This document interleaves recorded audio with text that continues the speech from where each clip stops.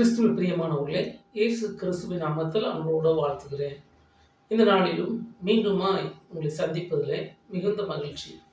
பிரியமான தேவ பிள்ளைகளே, நாம் கடந்த சில வாரங்களாக பரலோக ராஜ்யத்தை குறித்து பார்த்து கொண்டு வருகிறோம். வேதம் நமக்கு தெளிவாக சொல்லுகிறது. மத்தேயு எழுதிய சுவிசேஷம் 4வது அதிகாரம் 17வது வசனத்திலே இயேசு கிறிஸ்து முதலாவது பிரசங்கம் பண்ண தொடங்கினது பரலோக ராஜ்யம் சமீபித்திருக்கிறது என்று சொல்லி அந்த வார்த்தையை கொண்டு நாம் தியானித்து வருகிறோம். பிரியமான தேவ பிள்ளைகளே, இப்பொழுதும் பரலோக ராஜ்யம் எப்படிப்பட்டது என்பதை குறித்து ஒரு வசனத்தை பார்க்க போகிறோம். வேதம் சொல்லுகிறது, மத்தேயு எழுதிய சுவிசேஷம் 5வது அதிகாரம் 3வது வசனம் இப்படியாய் சொல்லுகிறது, ஆவியில் எளிமை உள்ளவர்கள் பாக்கியவான்கள், பரலோக ராஜ்யம் அவர்களுடையது. என் அருமை தேவ பிள்ளைகளே, வேதம் இங்கு ஒரு வார்த்தை குறிப்பிட்டு சொல்கிறது, ஆவியில் எளிமை உள்ளவர்கள் பாக்கியவான்கள், அவர்கள் பரலோக ராஜ்யத்துக்குரியவர்கள் என்று சொல்லி. பிரியமான தேவ பிள்ளைகளே, ஆவியில் எளிமை, எப்படி ஆவியில் எளிமை, எப்படி நாம் கண்டுபிடிப்பது, அல்லது எப்படி ஆவியில் எளிமையாக நடந்து கொள்வது என்பதை குறித்து சில காரியங்களை நாம் பார்ப்போம். வேதம் சொல்லுகிறது, என் அன்பு தேவ பிள்ளைகளே, ஆவியிலே எளிமை என்பது என்ன? பாருங்கள், அப்போஸ்தலர் நடவடிக்கைகள் 10வது அதிகாரத்திலே பார்க்கிறோம். அங்கு கொர்நேலியு என்று சொல்லப்படுகிற ஒரு மனிதனை குறித்து பார்க்கிறோம். அவர் 100க்கு அதிபதியாய் இருந்தார், அதிகாரத்துக்கு உட்பட்டவராய், அதிகாரம் உள்ளவராய் இருந்தார். அப்படி என்று வேதம் சொல்லுகிறது. ஆனாலும் அதிகாரம் இருந்தவராய் இருந்தாலும், 100க்கு அதிபதி என்று சொன்னால் 100 தலைவர்களுக்கு அல்லது 100 சிப்பாய்களுக்கு அவர் ஒரு தலைவர். நன்றாக புரிந்து கொள்ள வேண்டும். 100 சிப்பாய், 100 போலீஸ் அதிகாரி நம்ம வச்சுக்கொள்ளலாமே, 100 போலீஸ்காரர்களுக்கு அல்லது 100 சிப்பாய்களுக்கு அவர் தலைவராக இருந்தார் என்று வேதம் சொல்லுகிறது. அதான் 100க்கு அதிபதி என்று வேதம் சொல்லுகிறது. 100 பேருக்கு அதிபதியாக இருந்தால் கூட அவர் எப்படிப்பட்டவராய் இருந்தார் என்று வேதம் சொல்லுகிறது. அப்போஸ்தலர் நடவடிக்கைகளின் புஸ்தகம் 10வது அதிகாரத்தில் 25வது வசனம் நாம் பார்க்கிறோம். 24, 25 பார்க்கும்போது வேதம் தெளிவாய் நமக்கு சொல்லுகிறது, பேதுரு அங்கு வந்தபோது, பேதுரு அவரை பார்க்க, அவரை சந்திக்க வந்தபோது அவர் எப்படி நடந்து கொண்டார் என்று வேதம் சொல்லுகிறது. எவ்வளவு தாழ்மையாய் தேவ மனிதனுக்கு கனத்தை கொடுத்து நடந்து கொண்டார் என்று சொல்லப்படுகிறது. என் அருமை தேவ பிள்ளைகளே, அதை குறித்து தான் வேதம் சொல்லுகிறது, ஆவியில் எளிமையானவர்கள் என்று சொல்லி. பாருங்க, இன்றைக்கு அநேகர் இருக்கிறாங்க, அநேக மனிதர்கள் உண்டு, பார்க்க எளியவர்கள் போல் தோற்றம் உண்டு, எளியவர்கள் போல் அநேக காரியங்களை நடப்பிக்கிறவர்கள் உண்டு. ஆனால் எளிய ஒரு வாழ்க்கையோ, எளிய ஒரு நடைமுறையோ, எளியவர்களை பார்க்கும் போது அவருடைய இருதயம் அவர்களோடு சேர்ந்து இராமல் அது மற்ற மனிதர்களோடு பெருமை உள்ள பேச்சோடு, பெருமை உள்ள வாழ்க்கையோடு இருக்கிறதை பார்க்கிறோம். பிரியமான தேவ பிள்ளைகளை, சற்று யோசித்து பாருங்க. நம்முடைய வாழ்க்கையில எத்தனையோ மனிதர்களை பார்த்திருக்கலாம். ஒவ்வொரு நாளும் பல மனிதர்களை சந்திக்கிறோம். ஆனால் அவர்களுடைய செயல்களை சற்று யோசித்து பாருங்க. சிலர் ஆவியில் தாழ்மையா நம்மை பார்க்கும்போது தாழ்மை உள்ள குணத்தோடு நடந்து கொள்வார்கள். சிலர் மிகவும் தாழ்மையா நடப்பது போல் தெரியும். ஆனால் நாம் அங்கிருந்து கடந்து சென்ற உடனே அவருடைய சுய பேச்சு, சுய விருப்பம் அல்லது அவருடைய அதிகாரத்தின் தன்மைகளை அவர்கள் செய்கிறதை பார்க்கிறோம். பிரியமான தெய்வ பிள்ளைகளே, சற்று கவனித்து பாருங்க. இன்றைக்கு நீங்களும் நானும் ஆவியில் எளிமை உள்ளவர்களாய் நடந்து கொள்கிறோம். பேதுருவை பார்க்கும்போது, அங்கு பேதுரு வரும்போது கொர்நேலியு தாழ்மை உள்ளவராய், 100க்கு அதிபதி என்பதை மனதில் கொள்ளாதவராய், நான் அதிகாரம் படைத்தவன் என்பதை தன் இருதயத்தில் வைத்துக் கொள்ளாதவராய், அவர் என்ன செய்கிறார்? தாழ்மை உள்ளவராய், தேவன் எனக்கு ஒரு தேவ மனுஷனை அனுப்பி வைத்திருக்கிறார், தேவ தூதர் மூலமாய் பேசி ஒரு தேவன் மனிதனை அனுப்பி வைத்திருக்கிறார் என்று சொல்லி தாழ்மையாய் நடந்து கொள்கிறதை பார்க்கிறோம். பிரியமான தேவ பிள்ளைகளே, இன்று நமக்குள் அந்த தாழ்மை வர வேண்டும். பாருங்க, சங்கீதக்காரனாகிய தாவீது ஒரு வார்த்தை இப்படியாய் சொல்லுகிறார். சங்கீதம் 40:17 வேதம் சொல்லுது, நான் சிறுமையானவன். பாருங்க, அழகா சொல்ற, நான் சிறுமையானவன், நான் எளிமையானவன், கர்த்தரோ என் மேல் நோக்கமாயிருந்தார். பிரியமான தேவ பிள்ளைகள், நான் சிறுமையும் எளிமையுமானவன். கர்த்தரோ என் மேல் நோக்கமா இருந்தார். சிறுமையும் எளிமையான ஒரு வாழ்க்கை, எளிமையான ஒரு ஜீவியம். என் இருதயத்தில் பெருமை இல்லை, என் இருதயத்தில் அகந்தை இல்லை, என் இருதயத்துல துன்மார்க்கமான எண்ணங்கள் இல்லை, என் இதயத்தில் மேட்டிமை இல்லை. நான் ராஜாவா இருந்தால் கூட என் இதயத்தில் மேட்டிமை இல்லை. நான் அதிகாரம் படைத்தவனா இருந்தால் கூட எல்லா ராஜ்யங்களையும் சுற்றி இருக்கிற, ஒருவேளை இஸ்ரவேலை சுற்றி இருக்கிற எல்லா ராஜ்யங்களையும் முறியடிக்கத்தக்க பலமுள்ள ஒரு ராஜாவாய் அரசனாய் இருந்தால் கூட என்னிடத்துல பெருமை இல்லை, என்னிடத்துல எளிமை இருக்கிறது என்று சொல்லுகிறதை பார்க்கிறோம். அதனால அழகா சொன்ன, நான் சிறுமையும் எளிமையுமானவன், கர்த்தரோ என் மேல் நோக்கமாயிருந்தார். பாருங்க, எளிமையா இருக்கிற மனுஷன் மேல கர்த்தர் நோக்கமா இருக்கிறாரா? தான் தாவீதை அவனுடைய குடும்பத்துல எல்லோரும் ஒருவேளை தள்ளி வைக்கிறதை விட மறந்து விட்டார்கள்.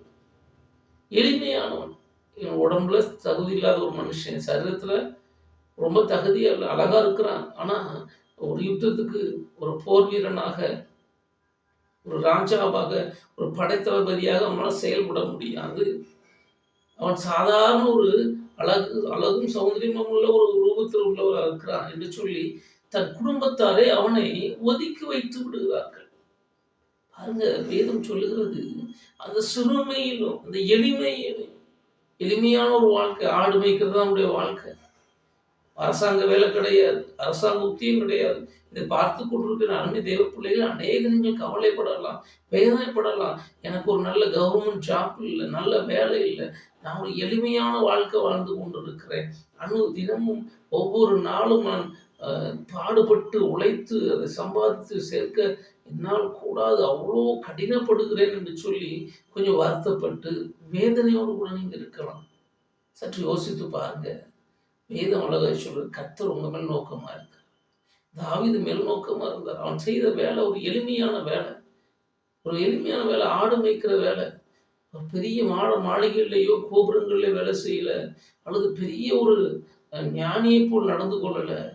ஆனா ஆடு மேய்த்து தாவீதை கர்த்தர் எப்படி பார்த்தாரா? எளிமையுள்ள ஒரு ஆடு, எளிமையுள்ள ஒரு இருதயம் அவருக்கு இருந்துச்சு. அதை தேவன் பார்த்து அவரை விடுவித்தார். அந்த எளிமையிலிருந்து விடுவித்தார், உயர்த்தி வைத்தார், ராஜாவாக வைத்தார். அருமை தேவ பிள்ளைகளே, இன்றைக்கு இதை பார்த்து கொண்டிருக்கிற உங்க வாழ்க்கையில, ஆண்டவரே நான் எளிமையாய் உட்கார்ந்திருக்கிறேன், நான் என்ன செய்ய போகிறேன், நான் என்ன செய்வது என்று சொல்லி கலங்கி கொண்டிருக்கலாம். ஆனாலும் எனக்கு அருமையான தேவ பிள்ளைகளே, இயேசு கிறிஸ்து உங்களுக்கு துணையாய் இருக்கிறார். இயேசு கிறிஸ்து உங்களை ஆதரிக்கிறவராய் இருக்கிறார். அவரோ என் மேல் நோக்கமா இருந்தார் என்று தாவீது சொல்லுகிறார். இன்று கர்த்தர் உங்கள் மேல் நோக்கமாயிருக்கிறார். எளிமையாய் எளிமையாய் உங்களை தாழ்த்துகிற ஒருவர், என் அன்பு தேவ பிள்ளைகளை, உங்களை தாழ்த்தி ஆண்டவர் எளிமையான எனக்கு கிருபையாயிரும் என்று சொல்லுகிற உங்கள் ஒவ்வொருவர் மேலும் தேவன் இரக்கம் உள்ளவராயிருக்கிறார். ஒரு தேவ மனிதனாய் பாருங்கள், உயர்த்தப்பட்ட பின்பும் தாழ்மையோடு இருந்தார், எளிமையோடு இருந்தார். வேதம் சொல்லுகிறது, என் அன்பு தெய்வ பிள்ளைகளே, இன்றைக்கு அந்த தாழ்மையும் எளிமையும் நமக்கு இருந்தது என்று சொன்னால் நிச்சயமாக தேவன் உயர்த்துவார். ஒருவேளை இன்னும் கவலையோடு இருக்கலாம், வேதனையோடு இருக்கலாம். நான் எளியவனாய் இருக்கிறேன், நான் தாழ்மைப்பட்டவனாய் சிறுமைப்படுத்தப்பட்டவனாய் இருக்கிறேன், என் ஆவியிலே நான் தாழ்மை உள்ளவனாய் இருக்கிறேன், எல்லா மனிதர்களையும் கனப்படுகிறவனாய் இருக்கிறேன், எல்லா மனிதர்களையும் கனப்படுகிற ஒரு மகளாக இருக்கிறேன்.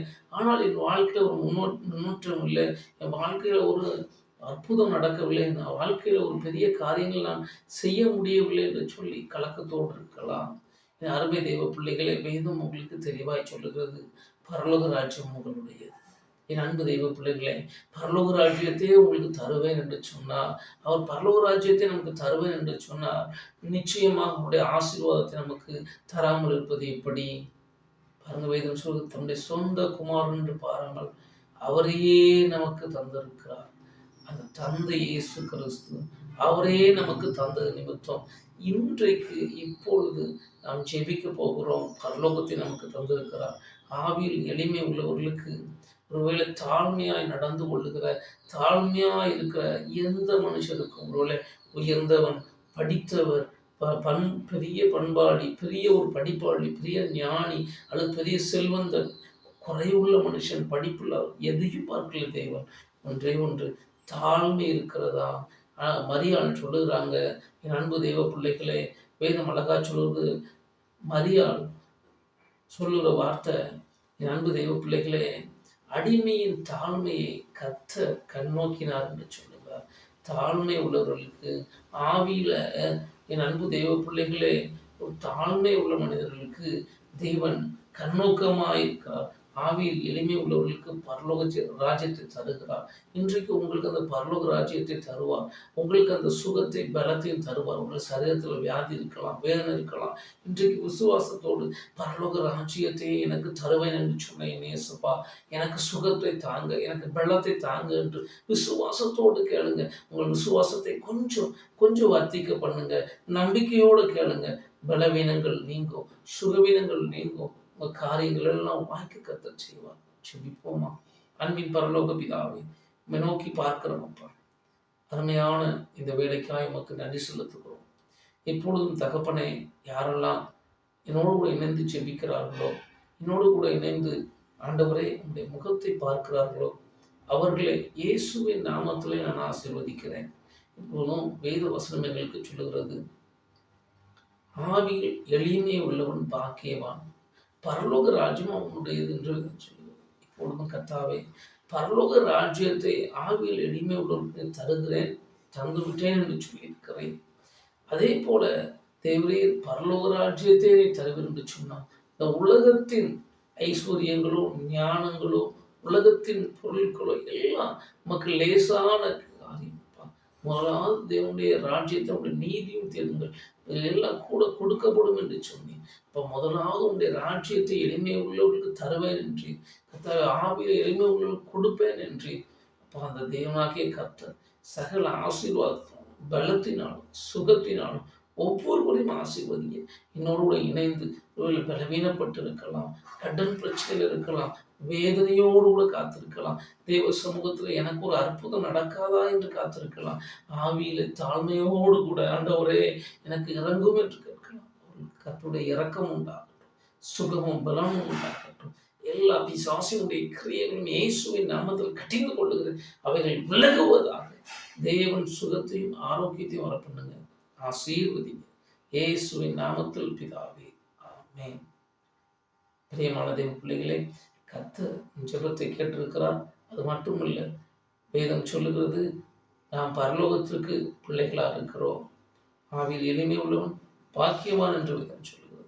இன்றைக்கு உங்களையும் என்னையும் பாக்கியவானாய் கர்த்தர் மாற்றிருக்கிறார்.